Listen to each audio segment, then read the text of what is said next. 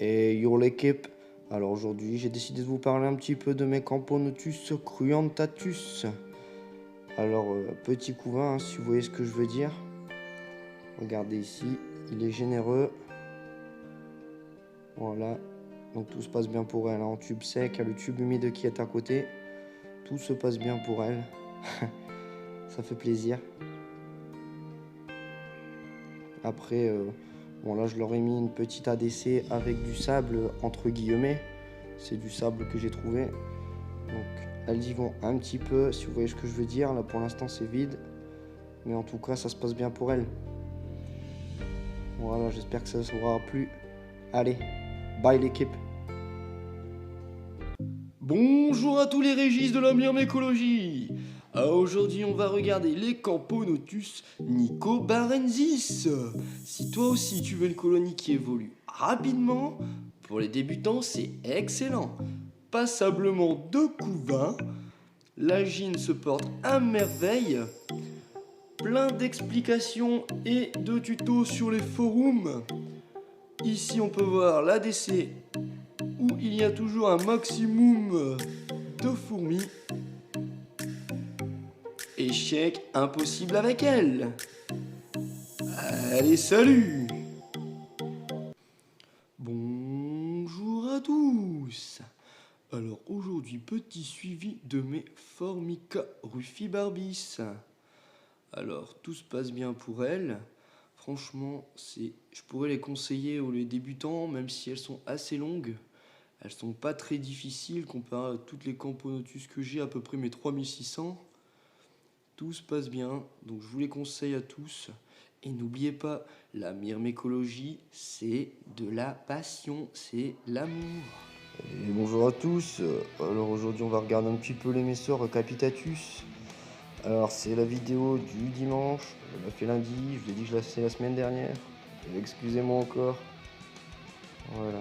Donc là tout se passe bien. Franchement, la petite RDC, tout se passe bien aussi. Je leur ai mis à manger, un peu de jelly, des graines et l'abreuvoir. Je filmerai pas l'ADC extérieur aujourd'hui, j'ai pas le temps.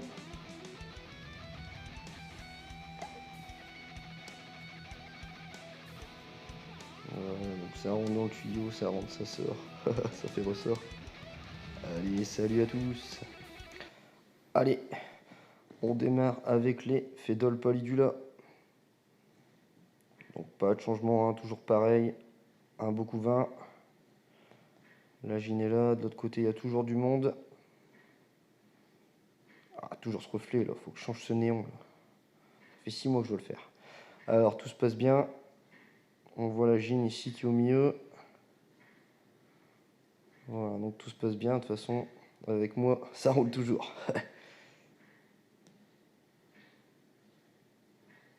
Voilà, hop, la gine qui se pète la gueule. Ah. Voilà, donc des petits majors. Donc là, j'arrive plus trop à les compter, mais il y en a vraiment pas mal. Voilà. Et là, et là, et là. Voilà. Petit. On va passer tout de suite aux suivantes. Les Lassus SP jaune.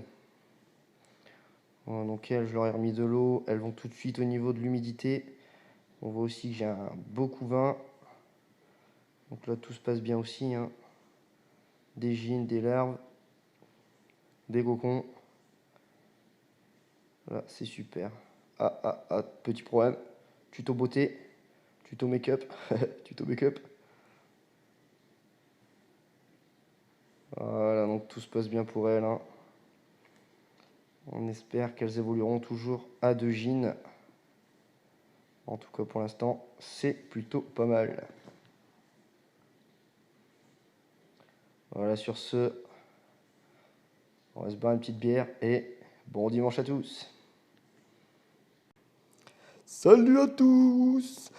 Alors, on va regarder les maculatus aujourd'hui. Alors, il n'y a plus de gine, hein, ça, on l'avait vu. Et ça y est, je n'ai plus de cocon. Donc, tout se passe bien pour elles. Je leur fais de la gelai. Voilà, on va passer tout de suite au prénom l'épice Nitens, où on voit que le couvain explose aussi. Donc tout se passe bien pour elle. Et sur ce, je vous fais plein de petits bisous. Salut, salut! Et salut à tous, c'est Linko. Et allez, on continue avec les Crématogastères Scutellaris. Alors aujourd'hui, elles sont planquées dans le coin, on va pas très bien les voir. Mais en tout cas, on peut voir que ça évolue quand même d'enfer.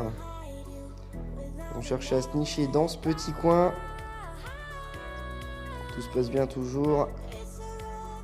Très active hein, celle-ci. Franchement, on les regrette pas.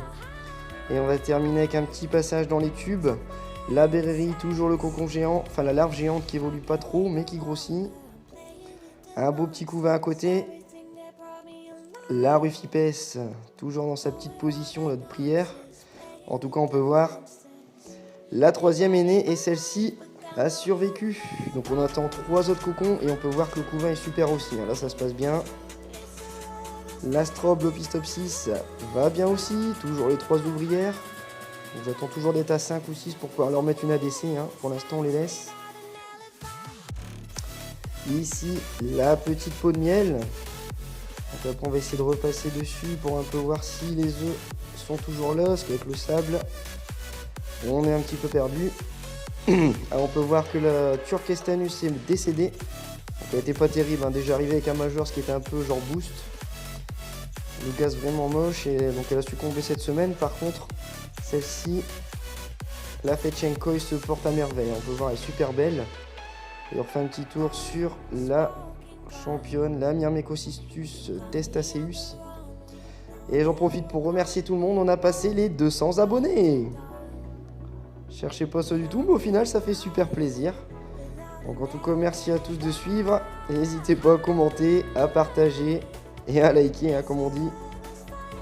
Allez, sur ce, salut les biloutes!